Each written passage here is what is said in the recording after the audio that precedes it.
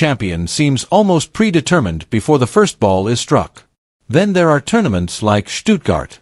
The kind where the biggest story isn't the defending champion. It isn't the world number one. It isn't even one of the tournament favorites. Instead, the spotlight unexpectedly finds someone nobody planned for. And long before anyone could explain why. Everyone could feel it. That is exactly what happened when a teenage player from the Philippines walked through the gates of the Porsche Tennis Grand Prix. She wasn't expected to become the face of the tournament.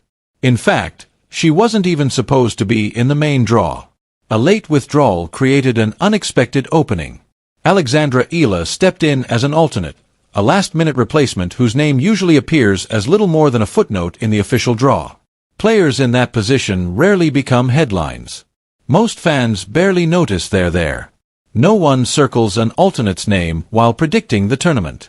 No one expects them to become the biggest attraction on the grounds. But within just a few days, everything changed.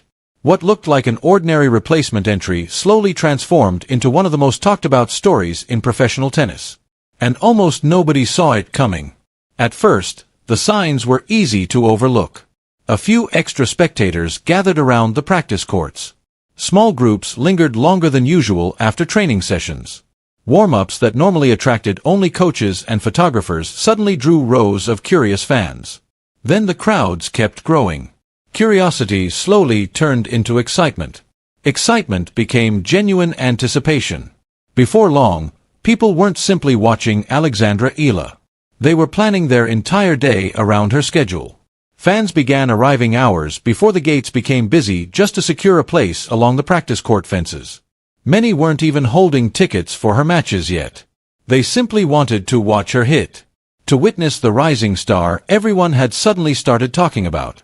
Once videos and photos began spreading across social media, the excitement exploded far beyond Stuttgart. Within days, tennis fans from around the world were sharing clips of her practice sessions. Discussion forums filled with predictions.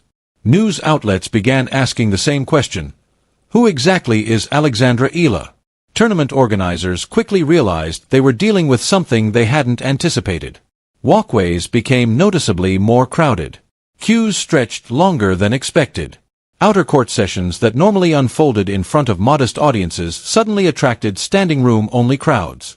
First-round matches started generating the kind of anticipation usually reserved for quarterfinals or semifinals. Security staff found themselves managing crowd sizes they had never expected during the opening week of the tournament. Event officials adjusted operations on the fly. More personnel were assigned to practice areas. Crowd control became a daily challenge. And the remarkable part was this: none of it had been triggered by a championship run. She hadn't lifted a trophy. She hadn't eliminated a former Grand Slam champion. She hadn't produced one of the greatest upsets in tennis history. Not yet.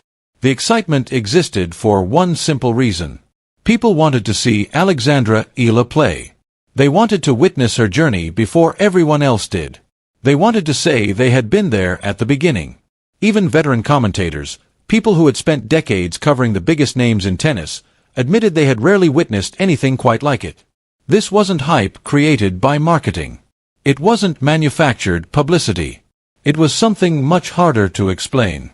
A feeling that the sport was witnessing the arrival of someone special. And everyone wanted a front-row seat before the rest of the world caught up. The excitement surrounding her became impossible to ignore. What surprised experienced observers wasn't simply the size of the crowds. It was how quickly that kind of connection had formed around a player still in the early stages of her career. One television commentator joked that Alexandra Eala didn't even need to win her next match. The crowd has already chosen its favorite, he laughed. Another analyst tried to play the skeptic. He argued that her upcoming opponent possessed too much experience, too much power, and too much composure for a young player still adjusting to this level. But even as he made the case, there was hesitation in his voice. It almost sounded as if he wasn't entirely convinced by his own prediction. That raised an important question. What exactly was drawing so many people toward Alexandra Eala? Because it clearly wasn't hype for the sake of hype. The more coaches and analysts studied her game, the more they kept arriving at the same conclusion. She was different. Being left-handed immediately presented opponents with challenges they didn't face every week. The angles looked unfamiliar. The spin behaved differently. Rallies developed in ways many players simply weren't accustomed to defending. Most spectators admired her explosive forehand. But inside coaching circles, another shot kept receiving even greater praise. Her backhand. Powerful. Aggressive. Consistently deep. A shot capable of pushing opponents behind the baseline and forcing them completely out of their comfort zones. Combined with her willingness to take the ball early and dictate rallies instead of reacting to them, Eala suddenly looked less like an exciting young prospect, and more like a genuine threat. Because talent might capture attention. But what truly earns respect is seeing that talent survive under pressure. And that's exactly what Alexandra Eala continued doing. Match after match. Round after round. Every victory added another chapter to a story that had already grown far beyond ordinary tennis. Records that had stood untouched in Philippine tennis for decades began disappearing one after another. She wasn't simply winning matches. She was redefining what Filipino tennis players could realistically dream of achieving. Each breakthrough meant more than another place in the draw. It represented another piece of history. One more barrier removed forever. After one particularly emotional victory, Eala sat down for her post-match interview still trying to catch her breath. When asked what was going through her mind, she didn't immediately talk about tactics or rankings. Instead, she spoke about her family. She admitted she was thinking about her parents watching from home. She smiled and said she wanted nothing more than to call them immediately. But she had to wait until the interviews were over. It was a small moment. Completely unscripted. Completely genuine. And somehow it resonated with fans even more than the tennis itself. People weren't just supporting Alexandra Eala because she won matches.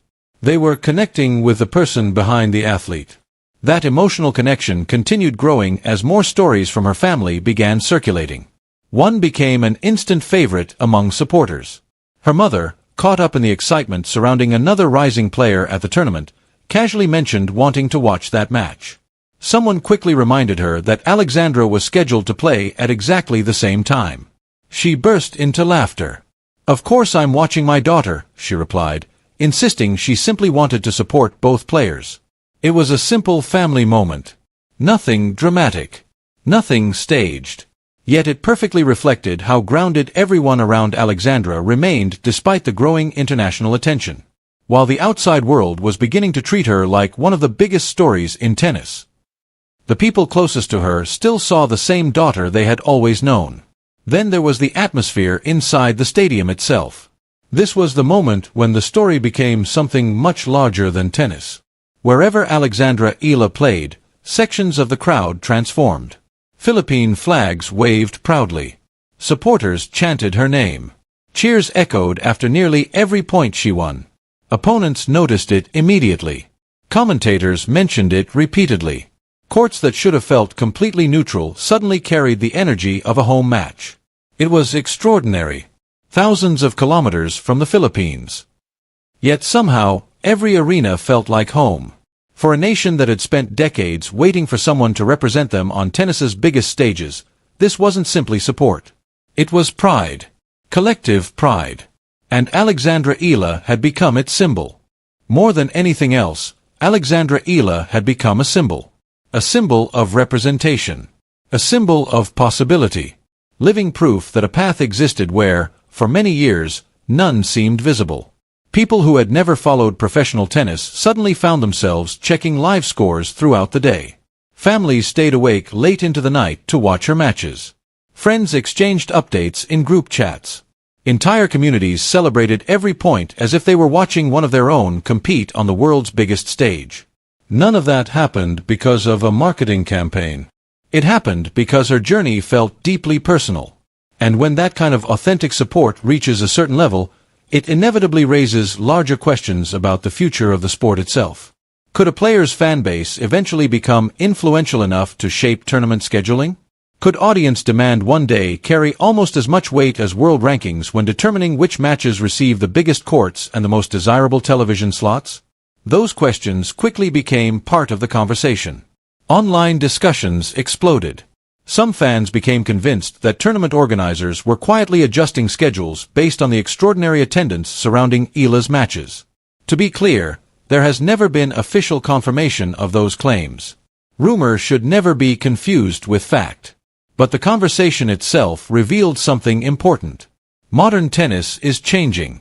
Like every global sport, it is increasingly shaped by social media, international audiences, and passionate fan communities capable of transforming an emerging player into a worldwide attraction almost overnight. Whether Alexandra Eala intended it or not, her rise seemed to sit at the very center of that evolution. There was something almost poetic about it. A player who entered the tournament only because another competitor withdrew had suddenly become the focal point of discussions about where professional tennis might be heading next. Yet throughout all of the attention, Eala herself remained remarkably grounded. After becoming the first Filipina to defeat a Grand Slam champion and the first player from her country in more than 3 decades to defeat a top 10 opponent, she faced the obvious question. What did this achievement mean for the Philippines? Many athletes might have delivered a carefully prepared answer. Alexandra didn't. Instead, she smiled almost shyly and suggested that perhaps the country itself should answer that question. She reflected on growing up without anyone from her own background who had already traveled this road. There was no blueprint, no familiar example, no athlete she could point toward and say, if they made it, maybe I can too. Now, whether she embraces the role or not, she has become exactly that person for the next generation. Away from the spotlight, small moments continued revealing why so many people connected with her. During one interview, she was asked how she handled the emotional pressure of professional tennis. Rather than discussing sports psychologists or complex mental routines, she laughed while talking about one of her fellow players. Whenever the pressure becomes overwhelming, she explained, she knows exactly who to find because that teammate always manages to make her laugh. It seemed like such a simple answer. Yet it revealed something important. Alexandra Eala understands that surviving elite sport requires more than physical talent. It requires balance, perspective, the ability to smile even when everything around you feels overwhelming. Perhaps that emotional maturity has become one of her greatest strengths. And perhaps it explains why so many players, journalists, and fans have found themselves genuinely hoping she succeeds. So where does this story go from here? If Stuttgart proved anything, it is that these events may represent only the beginning. She has already broken barriers that stood untouched for generations. She has introduced millions of new fans to a sport that previously existed on the margins of public attention in her home country. And somehow, she is still one of the youngest rising stars on the WTA Tour. That also means the expectations surrounding her will only continue to grow. Every tournament now carries greater anticipation. Every draw receives more attention. Every match attracts more viewers than the one before. The question is no longer whether Alexandra Eala belongs on tennis's biggest stages. That debate has largely disappeared. Now the conversation has changed. How high can she climb? Could she one day challenge for the world's #1 ranking? Could she inspire an entirely new generation of players from countries that have historically existed outside tennis's traditional power structure? Could her name eventually be spoken alongside the sport's greatest champions? Today, nobody can answer those questions with certainty. And perhaps that uncertainty is exactly what makes this moment so fascinating. What happened in Stuttgart wasn't